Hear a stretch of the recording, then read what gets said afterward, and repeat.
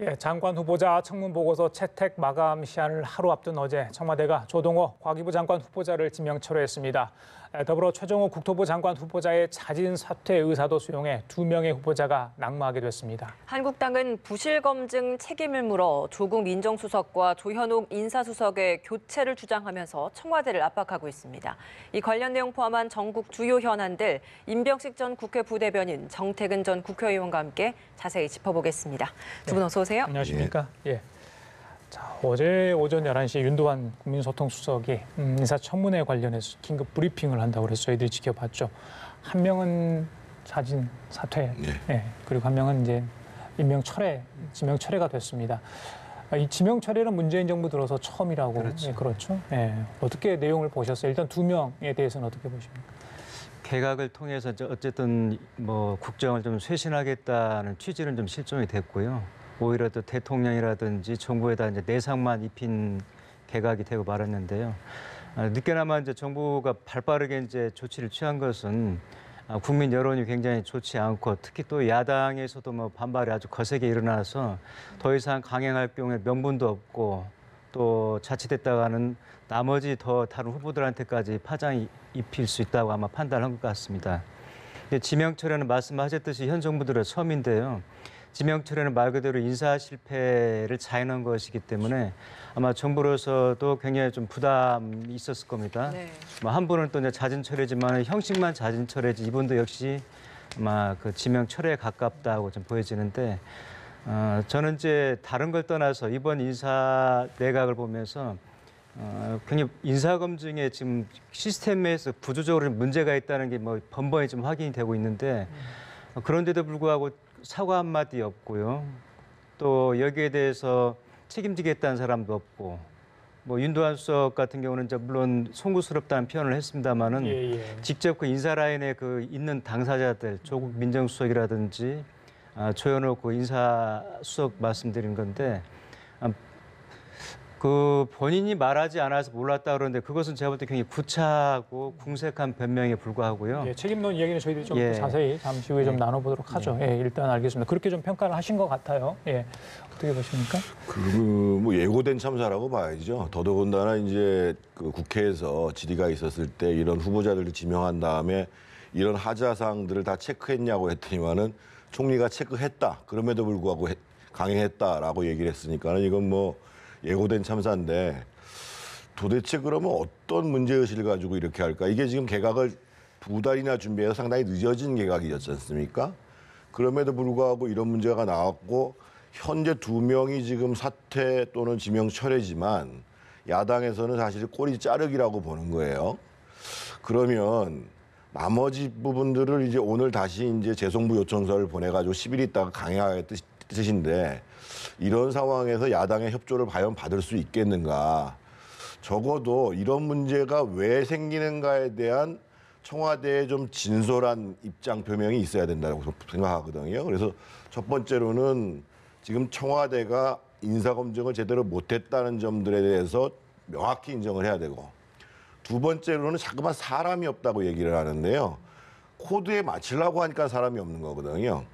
그래서 정말 능력과 자질을 중심으로 해서 최선의 후보를 선택하겠다.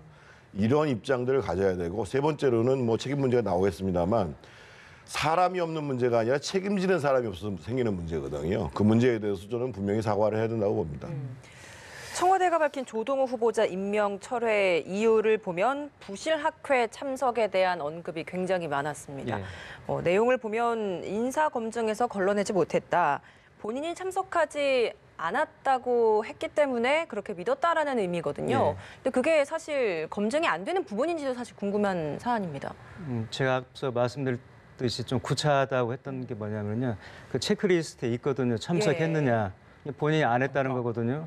그럼 그 본인의 설명만 듣고 그냥 인정을 해버렸단 말이죠. 그러면은 그걸 가지고 검증을 했어야 된다는 거죠. 그거 하라고 비싼 세금 들여서 그 자리 월급 주고 있는 건데 강제 수사권이 없는 언론도 기자들이 며칠 취재해 보니까 나오는 거 아니에요, 이게 다?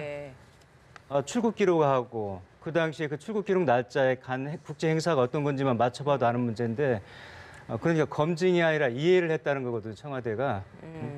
검증을 해야 되는데 상대방 후보자의 말만 듣고 이해를 다 끄덕끄덕 해준 거죠. 그런 점에서 굉장히 구차한 변명이고 나머지는 또 알았다는 건데 알고도 그게 더 강요했다는 것은 문제인 것 그것은 같아요. 정말 오만한 거죠. 이 부실학교 참석만의 문제가 낙마 사유라는 그런 뉘앙스로 해석이 되잖아요. 다른 문제도 나머지 뭐 굉장히 자녀 문제라든지 잦은 뭐 해외 그 외유성 출장이라든지 그런 문제들 같은 경우는 뭐 대충 지금 버무리고 하는데 그 문제도 실은 작지가 않거든요. 근데 그런 부분은 알았다는 거거든요. 그럼 알았는데도 왜 했냐는 거지. 그럼 오만한 거지.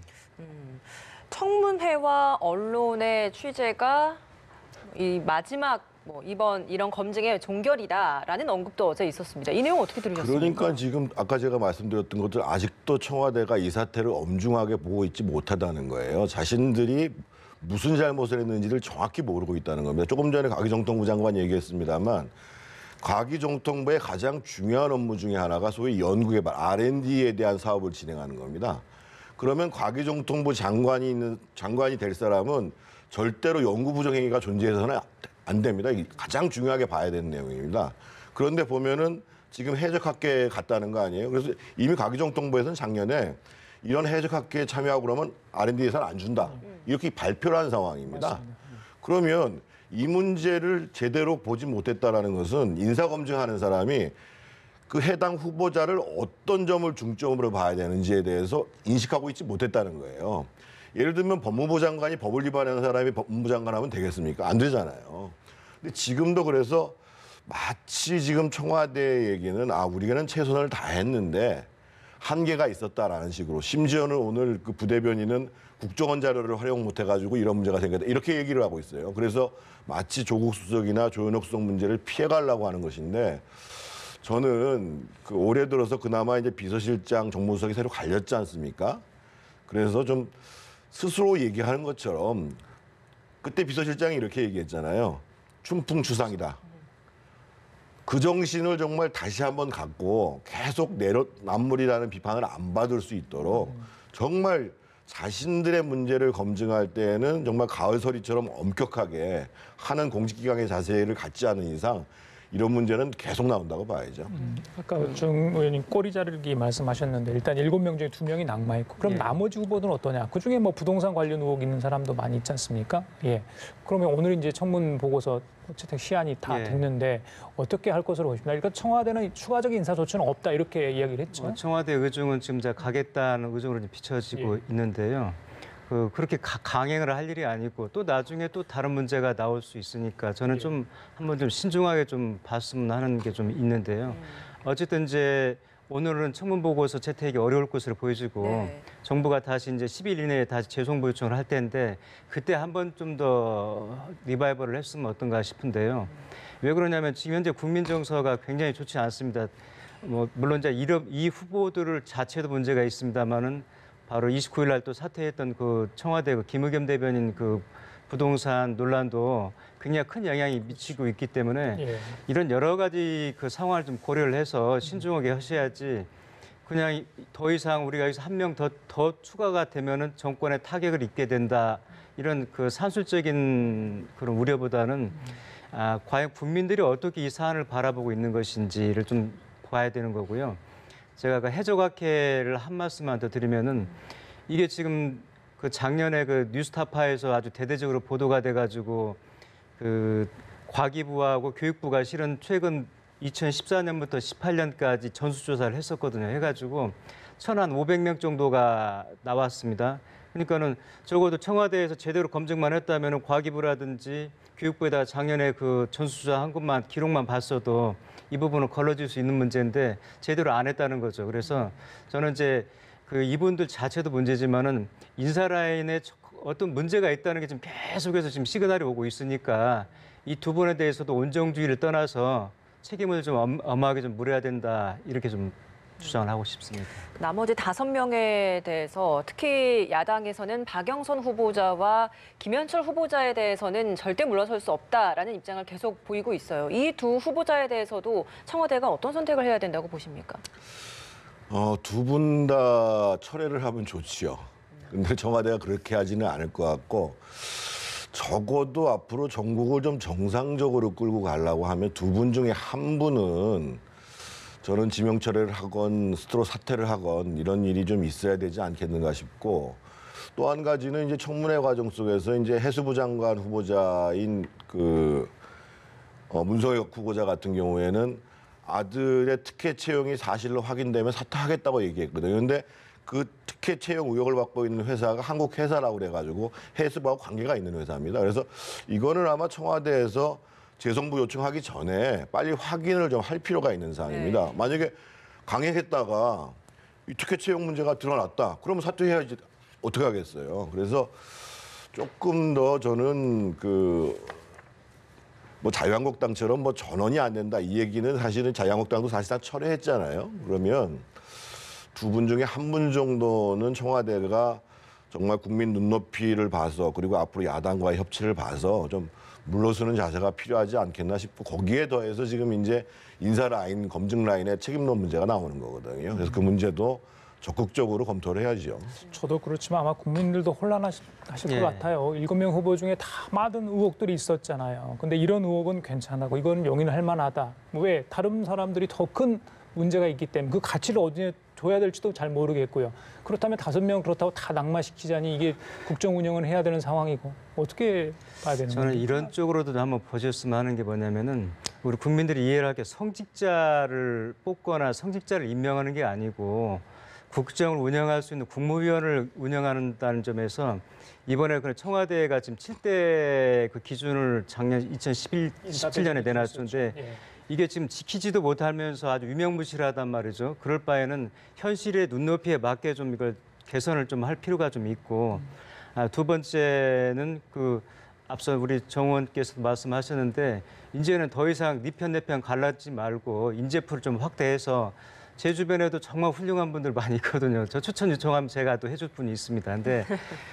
그렇게 좀 넓게 좀 봐서 이게 국정을 좀 끌어가려고 하는 그런 시야로 가야 되는 거지 언제까지 우리 선거 캠프에서 일했던 친구들 위주로 하겠다 이런 좀 버려야 되는 것 같고요.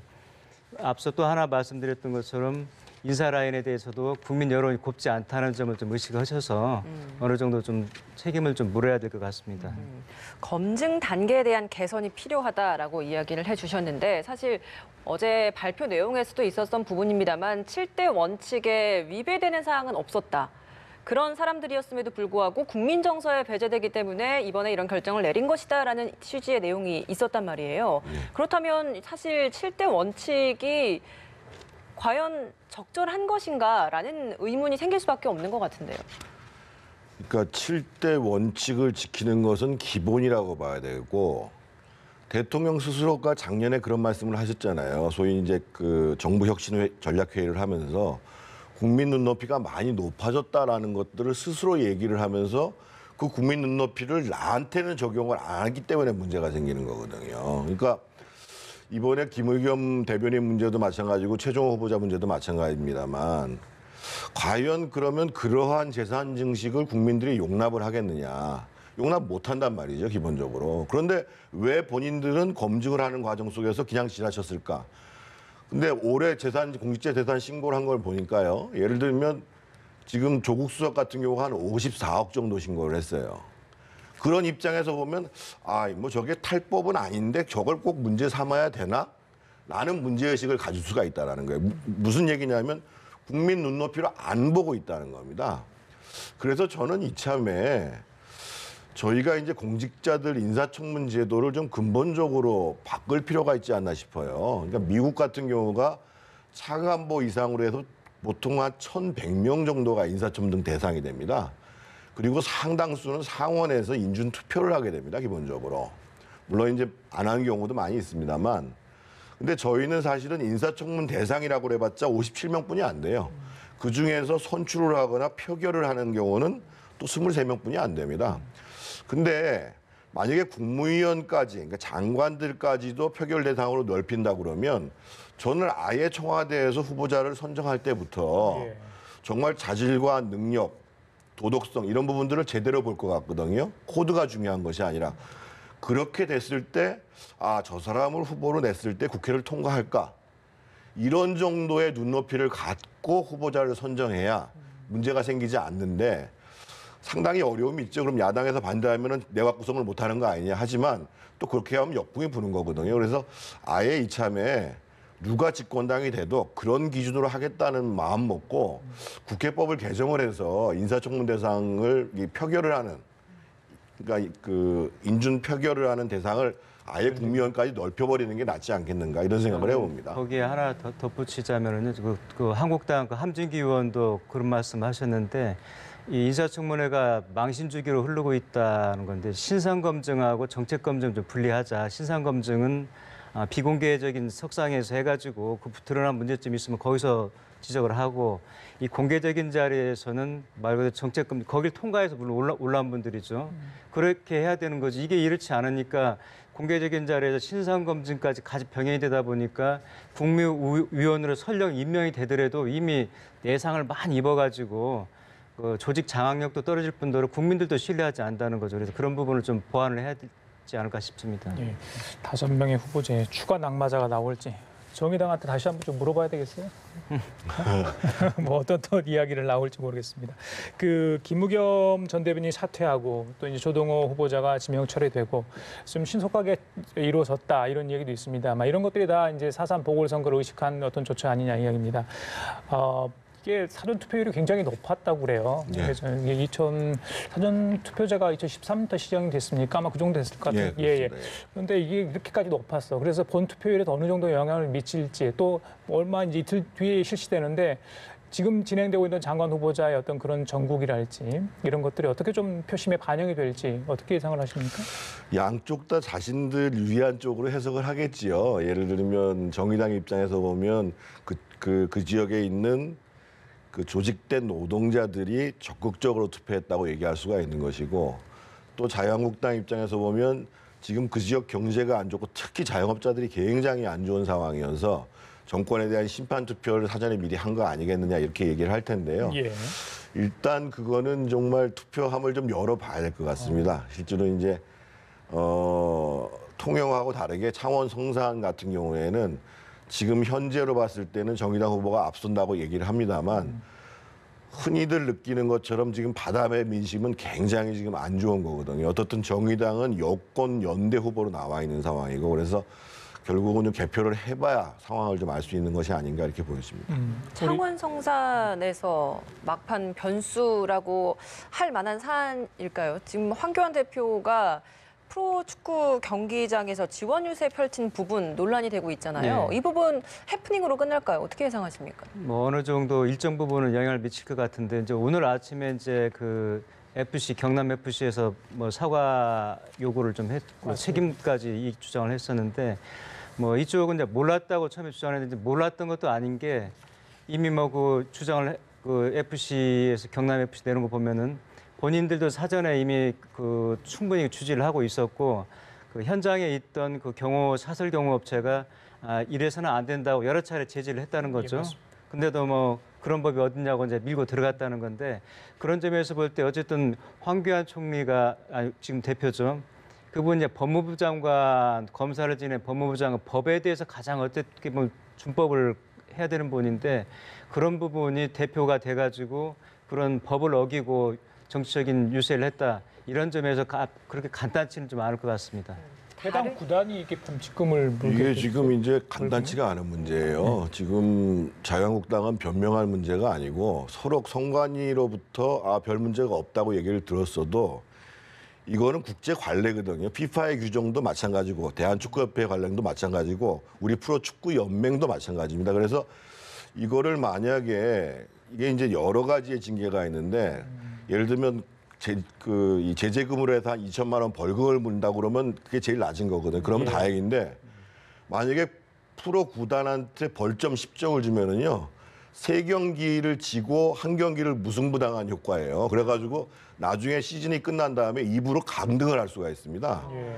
그래서 이제 이거를 자유한국당 입장에서는 몰랐을 가능성이 있어요. 선관위 경남 FC 팬들은 정말 이게 난리 나는 문제. 그래서 지금 저런 식으로 대응할 문제가 아니라 정말 잘못했다. 우리가 그 규정을 잘 몰라가지고 이게 얼마나 심각한 사태인지 몰라가지고 잘못했다고 얘기를 하고 프로 연맹 측에는 경남 FC가 최대한 경남 FC가 잘못한 게 아니잖아요. 예. 그러니까 최대한 경한 징계가 나오고 그 경한 징계에 대해서도 책임의 일부를 우리가 떠안을 수 있다면 책임을 지겠다. 예. 이런 자세로 나서주는 게 맞는 거고 또 경남 FC 같은 경우는 사실은 홍준표 지사 있을 때 상당히 홀대를 받았다고 생각을 하고 있어요. 그 당시에 입으로 강등하면 해체해버리겠다. 저게 지금 대기업이 하는 그 축구 클럽이 아니에요. 예. 시민구단이거든요. 그래서 저는 자유한국당이 좀 엄중하게 생각을 하고 아까 조금 전에 제가 말씀드린 것처럼만 진솔하게 사과를 하고 책임 일부를 공유를 하겠다.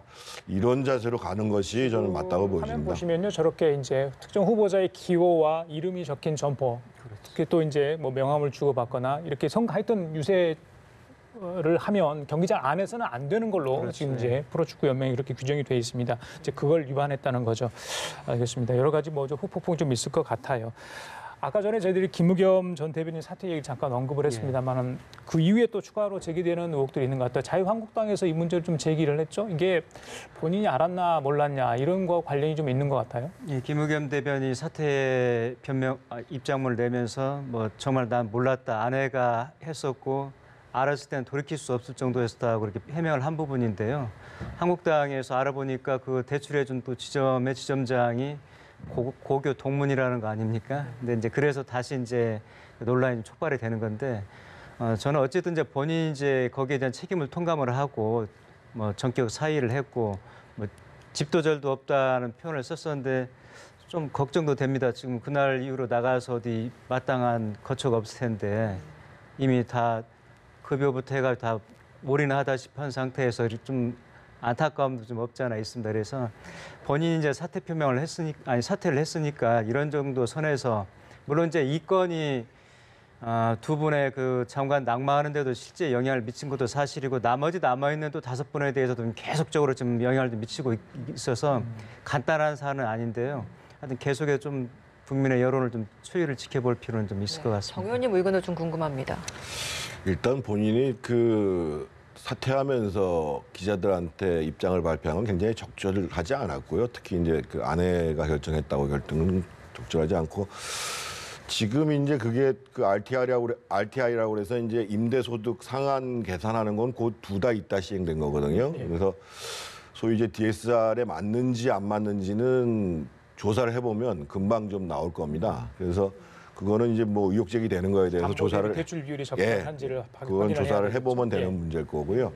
제가 추측컨대는 아마 요즘 이제 지점당 정결 우대금리라는 게 있습니다. 그래서 보통 이제 1%에서 0.5%까지 금리를 낮춰주는 거거든요. 원래는 신용 등급에 맞춰서 신용 등급이 좋으면 낮춰주는 겁니다. 네. 그래서 그런 사실은 이제 저 정도 대출을 받으면은 1% 이나만 돼도 엄청난 효과잖아요.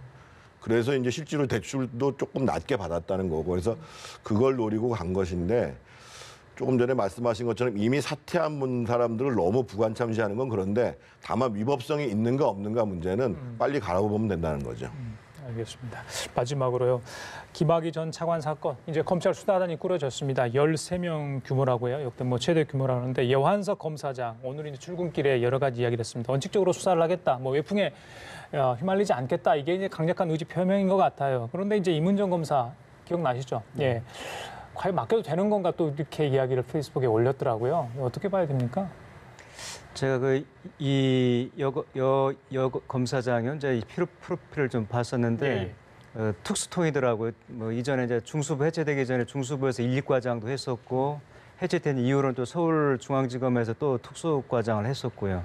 그래서 전형적인 이제 특수통이고 지금 현재 윤석열 그 검사장하고도 그때 호흡을 좀 맞췄고 뭐 대우그룹의 분식회계라든지 뭐 현대차 비자금 또 4대강 뭐 담합비리 이런 큰 사건을 했던 그 전력이 있어서 저는 뭐 굉장히 또 그 이번에 이제 이분을 이제 단장으로 임명할 때는 그런 부분을 다 감안해서 했을 거로 봐서 뭐 수사단이 50명이나 꾸려지는데 거기서 뭐 개인 단장의 어떤 의중이 작용하기는 쉽지 않다는 점 또 국민적인 굉장히 관심사이기 때문에 수사는 저는 반듯하게 될 것으로 좀 기대를 하고 있습니다. 검찰도 이번 기회에 좀 의혹을 털어야 되겠죠? 예. 저는 2가지 대목을 좀 지적을 하고 싶은데요. 예.